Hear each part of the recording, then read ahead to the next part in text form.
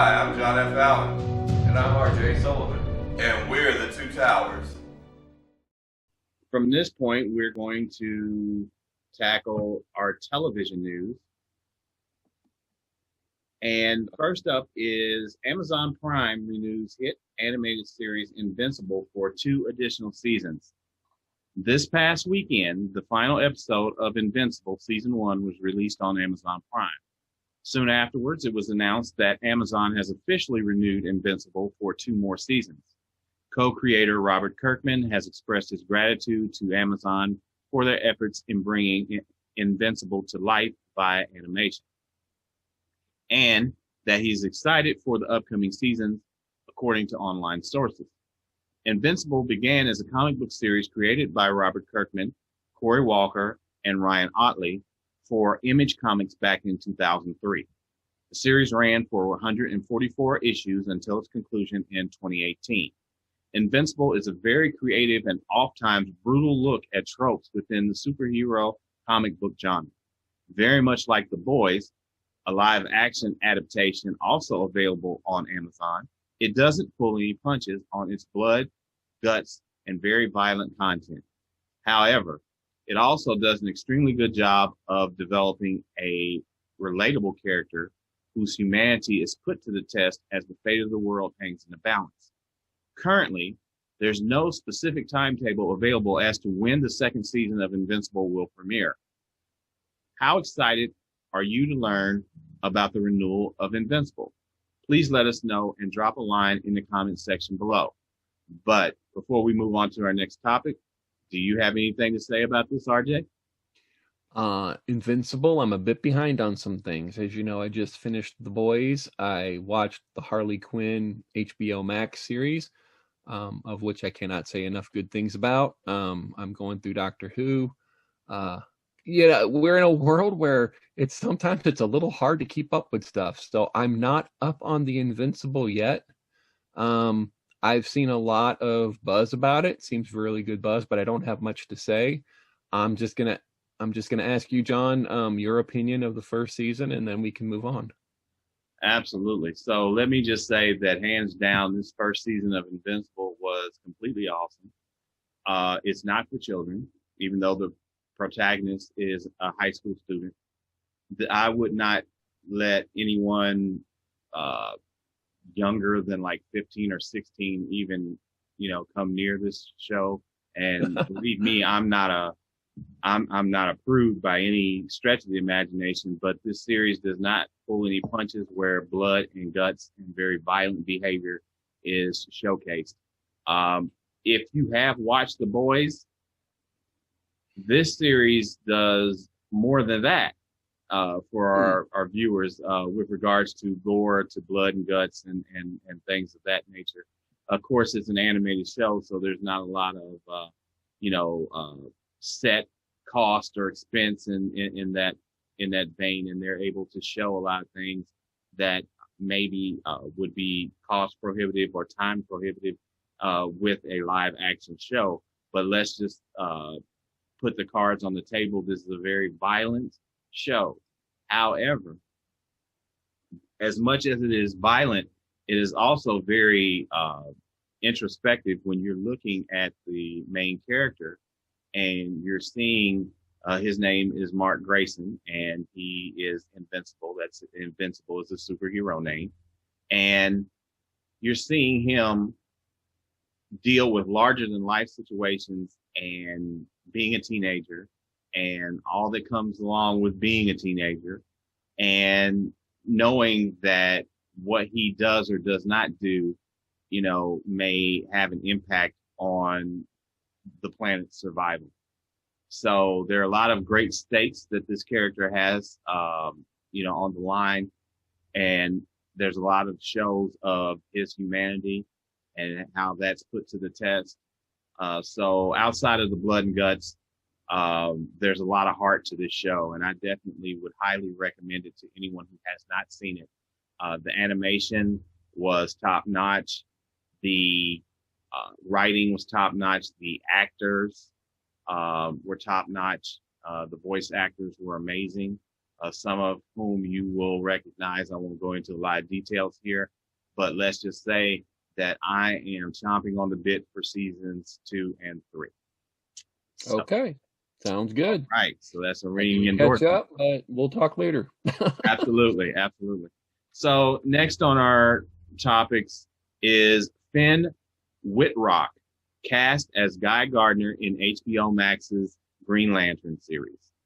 The upcoming HBO Max Green Lantern series has cast his very first Green Lantern character. According to the Hollywood Reporter, Finn Wittrock will portray Green Lantern Guy Gardner on the series. Some of you may know Wittrock, who has previously starred in An American Horror Story. It is believed that this incarnation of Guy is a hyper-masculine, macho character, much like his comic book iteration, who somehow also remains likable. The character was created by writer John Broome and artist Gil Kane back in 1968. Guy Gardner didn't really start to shine until the 1980s when he was featured as the asshole of the Lanterns, who often allowed his mouth to write checks he was unable to cash. He was a member of the Justice League International comic from that decade, where he provided much comedic relief. And the live-action Green Lantern series is believed to cover multiple eras, including the 1940s when Alan Scott became Earth's first Green Lantern, and Guy Gardner will be featured as the Green Lantern of the 1980s. Greg Berlanti, Seth Grahame-Smith, and Mark Guggenheim will be serving as executive producers on Green Lantern, with Grahame-Smith as the showrunner of the series. Filming is scheduled to begin later this year. Please let us know what you think about Finn Wittrock playing Guy Gardner in the Green Lantern series by dropping a line in the comment section below. Now, I'm going to turn this over here to RJ, see what he has to say about this particular news item. Well, I won't take up much of your time. I'll simply say you Green Lantern fans have had it rough, and I wish you the best. I don't know a whole lot about either Finn Wittrock or Guy Gardner. Never been a big Green Lantern fan. I stopped an hour into the previous movie. Although I should give it another chance, because I've since very much become a big fan of Ryan Reynolds. So I have a feeling if I were to watch it, I might come at it with a bit more of an open mind, but I just thought it was pretty terrible back in the day. I had DVR'd it and I couldn't get through it. Of course, it wasn't well received. It wasn't well thought of at the time, but I know that Green Lantern, because, I go to comic shops and I talk to people. He is very well thought of. There's a lot of affection for the character, and I know that there's huge potential there that has not been tapped. So I am rooting for you fans to finally get something that represents that potential. I remember being a Spider-Man fan and feeling like that Spider-Man and his amazing fans fell pretty short. So I mean, I liked it. It was the Spider-Man we had, but I knew we could do much better, and I had to wait another 20 years before, we got that first Tobey Maguire movie where I felt, there it is, finally. I hope you don't have to wait that long. So I'm rooting for you, but I don't really have a lot of skin in this game. So, John, I know you do. Yes, I am a fan of Green Lantern. The comics, I collected them as a kid. I collected them as an adult. I still collect certain series to this day. So this is great news for me. I can't hold the film starring Ryan Reynolds hostage here where this series is concerned, because it's a whole different world. For one, you've got proven creators in Mark Guggenheim and Greg Berlanti, who have proven that they can create characters that people want to see, and well-developed characters throughout their run with The Flash and other CW shows. So That's a positive in and of itself right there. The fact that they're going to have an HBO Max budget, also positive right there, because you're not going to get the skimpy type of budget. You're going to get the full movie type budget, which Green Lantern, the film with Ryan Reynolds, did not disappoint with the special effects. That wasn't that film's problem. That film's problem had to do more squarely with the writing. The writing was not very good. Also, Ryan Reynolds really didn't fit the character of Hal Jordan very well. Nathan Fillion would have been a better choice for that character, and he also voiced the character in the Justice League War animated film, which is interesting in and of itself. But let's just say I've got a lot of hope for this. They're also looking at a lot of untapped Green Lanterns who have not had a very good track record with live action, and they're reimagining them in this particular series. So I'm really interested in seeing what they do. I think that they will do a great job. So to all us Green Lantern fans, I'm ringing that bell of hope. Okay. So there's that. All right. So the next topic we have in our news is Netflix released the trailer for Castlevania Season 4. Netflix has released the first full trailer for Castlevania Season 4, which sees the return of Trevor Belmont, voiced by Richard Armitage, and Sypha Belnades, who's voiced by Alejandra Reynoso. Dracula, voiced by Graham McTavish, in the previous season, swore revenge on humanity for killing his wife. And it appears that in this fourth season, despite his apparent death, he may make good on that promise after all. In the new trailer, Trevor, Sypha, happened to come upon an attempt to resurrect Dracula. Now, this is a common scenario for those familiar with Castlevania video games, or if you've ever heard of Dracula, like ever, because there's always someone pulling the stake out of his heart. Mm-hmm. Carmilla, who's voiced by Jamie Murray, is a vampire who used Dracula's death as an opportunity to gain a large amount of power for herself. She, along with the Devil Forge Master Hector, voiced by Theo James, who creates night characters for her, are forming an undead army to control everything, humanity, and, rule over the vampires and everyone else that there is to rule over. Now, with an undead army, there's very little that Carmilla can't do. But she's looking to turn everything into, the whole world is going to be her little playground. That's her idea. She's got very large conquest goals. So let's put that where that is. The character Isaac, who's voiced by Adeto Kumba McCormick, another Devil Forger, also returns to this series in this season. Now, Isaac remains loyal to Dracula and seeks to revenge his betrayal at the hands of Carmilla and Hector. He's also developed into somewhat of a conqueror in his own right. But unlike Carmilla, Isaac can instantly turn his victims into his new army. So he doesn't have to wait and do a bunch of other things like what Hector does. And he's very, very much a formidable presence in this series. And then finally, there's Dracula's damn fierce son, Alucard, voiced by James Callis, who may turn out to be the wild card of the season. Although he has teamed with Trevor and Sypha against Dracula in the first three seasons rather, we are unclear what his motivations will be moving forward after being betrayed by vampire hunters Taka and Sumi. Castlevania Season 4 will be available on Netflix Thursday, May 13th.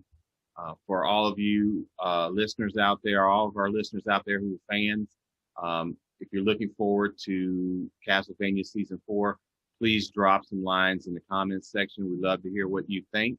And I'm going to turn this over to get RJ's thoughts. Right. Well, we will be dropping some Castlevania material of our own very soon. We have some discussions from last year that are old episodes that will need to be coming back out in preparation for us to discuss Season 4. So be looking for those in the next few days, and I'll simply add that I don't know much about the video games. I watched Castlevania on Netflix and took it at its own took it at face value. And I'm a huge Dracula fan. I could go on and on about that. I'm very critical of how the character is portrayed, and I probably need to seek some help in that regard. However, I will say I was very impressed with the series and its portrayal of Dracula specifically, and I really got caught up in this universe, as did our family, and we're really looking forward to Season 4. So when it drops on May 13th, I know we'll be burning through those pretty quick. John, I assume that's 10 episodes. Did it say? I don't have that information readily available. Okay, that's cool. Probably about that, though. Yeah. Yeah, I'm thinking that it may be. I like the fact that they had, those little concise number of episodes. It really got you invested, but then you were waiting for that next season to pop up. It didn't take long to get through one, for sure. But right. I very much enjoyed it. I highly recommend it. When that conversation from last year drops, you'll be hearing more of the same from me, so I won't go on about it. But I'm very anxious for the new season to see what happens next. Right, absolutely. And I will say this as a parting endorsement for this particular series. I agree with everything that RJ said with regards to why this was intriguing. I myself have been a fan of Dracula. He's my favorite vampire. I'm more of a werewolf guy. To be honest with Dracula was always my favorite vampire. So that being said, this show does not disappoint, not in the least, from its heavily influenced Japanese anime style to the voice actors and to the writing. There's not enough that could be said about this. One of my all-time top 5 animes. I'm just putting it out there. Okay.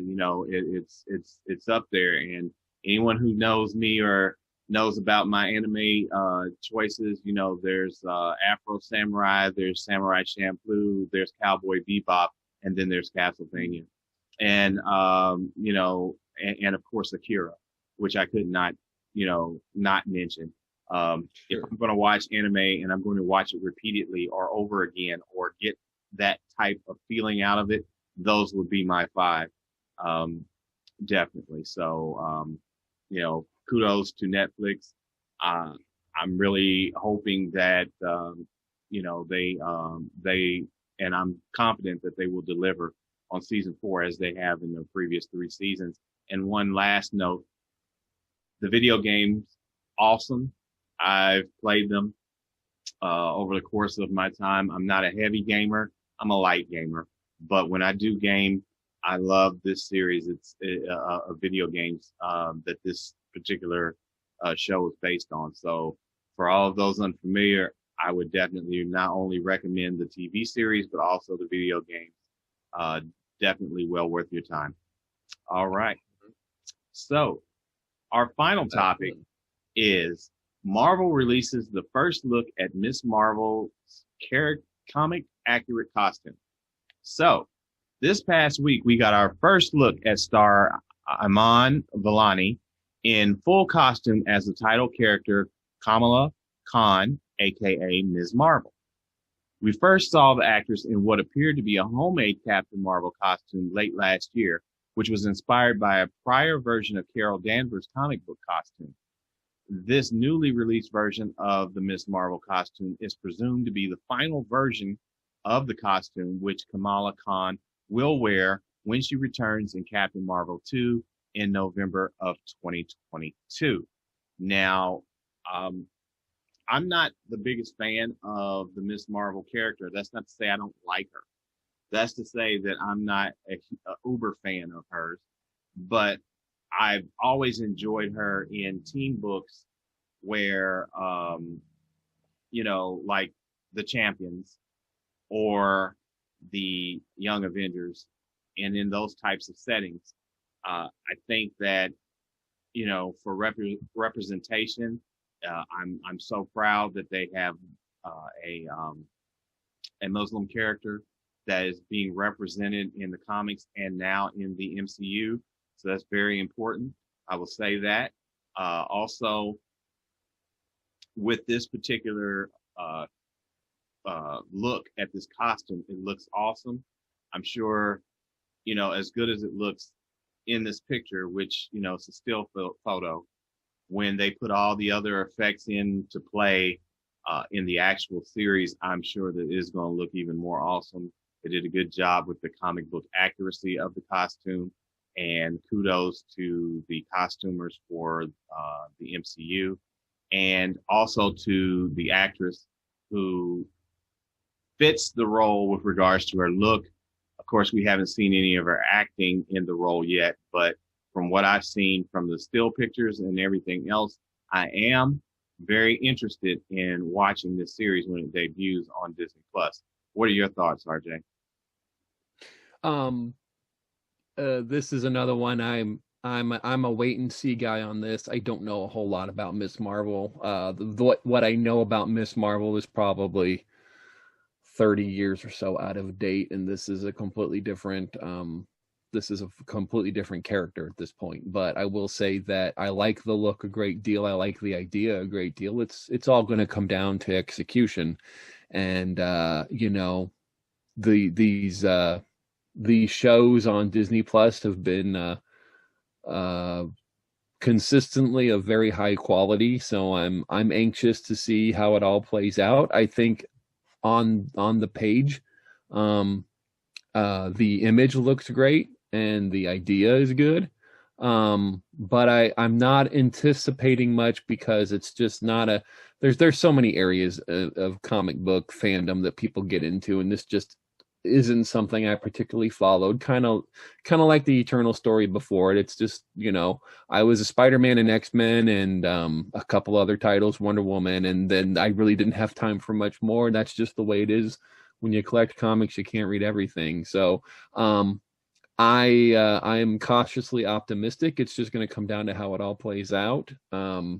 Captain Marvel's first movie was a mixed bag for me. I'm hoping for better things for Captain Marvel too. And if they can pull off a good movie and pull off a good series, I'll be grinning from ear to ear just about like anybody. So I'm hoping for good things. All right. Well, I think that about wraps up our nerd news for this week. Please give us your feedback in the comments section. Let us know what you feel and what you think about the topics that we discussed in our nerd news segment for this week.